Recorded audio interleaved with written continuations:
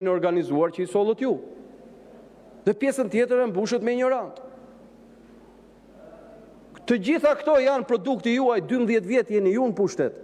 Ju krenoheni për pushtetin absolut. Po ai pushtet absolut ju ka dhënë ju mundësinë të bëni gjithçka dhe ja çfarë keni bërë. Të nderuar qytetar, e vërteta është që ne këtu mund denoncojmë për ditë. Po këtu ka rënë shteti. Në momentin që qeveria ulet dreka darka me krimin, në momentin që Edi Rama pin kafe me Sinaloan, ndërkohë që shpallet organizat terroriste në Shtetet e Bashkuara të Amerikës, në Shqipëri hyn në derën e kryeministrit. Dhe kur vinë qytetarët në kryeministri, blindohet dhe vjen policia, vjen ushtria, vjen garda. Është e lehtë për ju mbase është normale. Mua nuk më duket normale. Unë nuk ditë këtë dalë një eksponent i Partisë Socialiste dhe thotë që s'është e vërtetë që Edi Rama është ulur me Sinaloan. Po ju jeni dakord që kryeministri kryetari juaj të ulet me Sinaloan? Unë nuk jam dakord. Dhe do të shpresoja në integritetin minimal të çdo socialisti që thotë prit deri këtu jo. Por jo vetëm që nuk flisni, po bëheni pjesë asaj. Dhe kjo është turpi juaj dhe historia do ta tregoj. Do vi një ditë që do jeni pishman. Siç janë bërë shumë kolegë tuaj pishman. Dhe që sot nxjerrin ato që nxjerrin. E vërteta është që këtë vend nuk ka më kuptim as të denoncosh. Është kapur kryeministri me presh ndorë, thot populli. Është kapur zëvendës kryeministrja. Unë nuk di një ministër juaj të papërfshirë në korrupsion. Deputet lidhur me krimin. Ndaj të nderuar qytetar, këtu nuk është më çështja për denoncuar apo për të bërë analiza.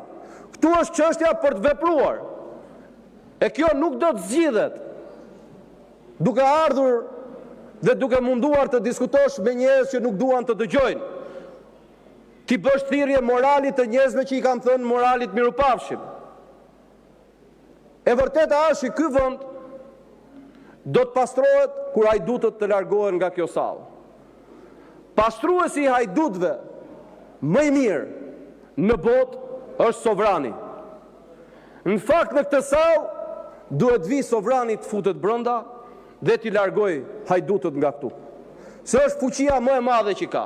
Dhe unë i bëj thirrje çdo qytetari që të bëj çfarë ka mundësi dhe do të ketë mbështetjen e plotë të gjithë opozitës që të hyjë këtë sallë dhe të nxjerrë përjashtë hajdutët.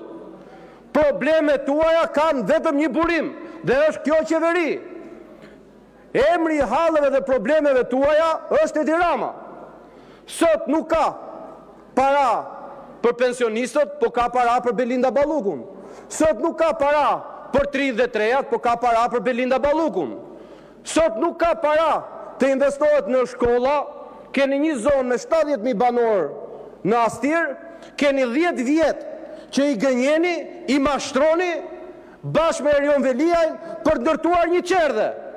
Ju që keni buxhetin më të madh në histori, nuk gjeni buxhet për të ndërtuar një qerdhe në një zonë me 70.000 banor. Çfarë qeverie jeni ju? U shsulët si shtaz ndaj banorëve të Unazës për t'ju marrë shtëpiat, për të bërë pallatet dhe çfarë bët? Bët një vjedhje galopante tek Unaza. I suleni çdo qytetari, mos zotëri. Dalin fermerët, gazin. Dalin banorët e Unazës, gazin. Dalin qytetarët e Bregulumit, gazin. Dalin qytetarët e kryeministria, gazin. Vjen Sinaloa, shtrohet tapeti kuq.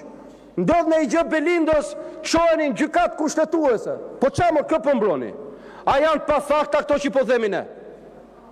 Prandaj të nderuar qytetar shqiptar, zgjidhja e vetme e këtij vendi ta përfundoj fjalën. Dhe largojeni këta hajdut. Faleminderit.